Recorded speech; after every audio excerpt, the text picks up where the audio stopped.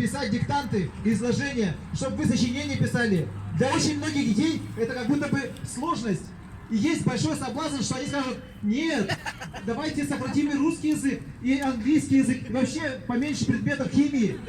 Есть такой соблазн?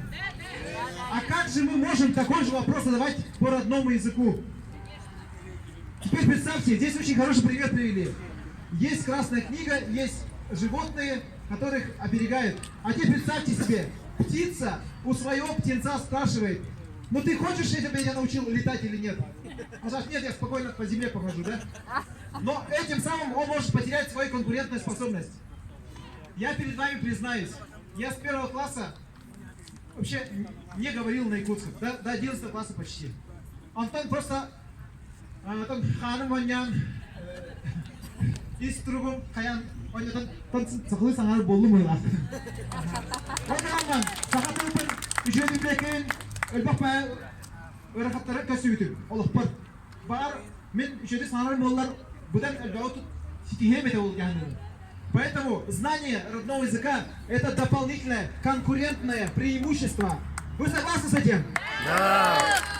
И как мы можем наших детей неразумных дать им возможность выбирать, будут они трудиться или не будут? Будут ли они познавать свое конкурентное преимущество?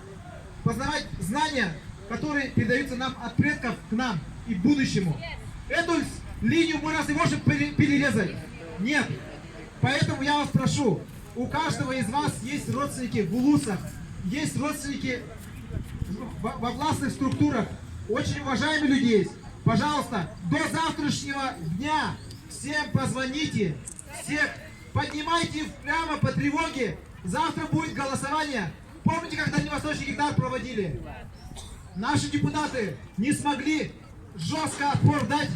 Но в Госдуме нас поддержало 124 депутата с других регионов, что в Якутии этот закон очень сырой не подойдет. А наш Илтумен не смог найти себе такую жесткость, смелость сказать: нет, этот закон здесь не пройдет. И вот завтра будет такое же собрание будет. И если наши депутаты будут, вот здесь, которые выступали, 5 человек, 5 будут против голосовать, значит закон пройдет.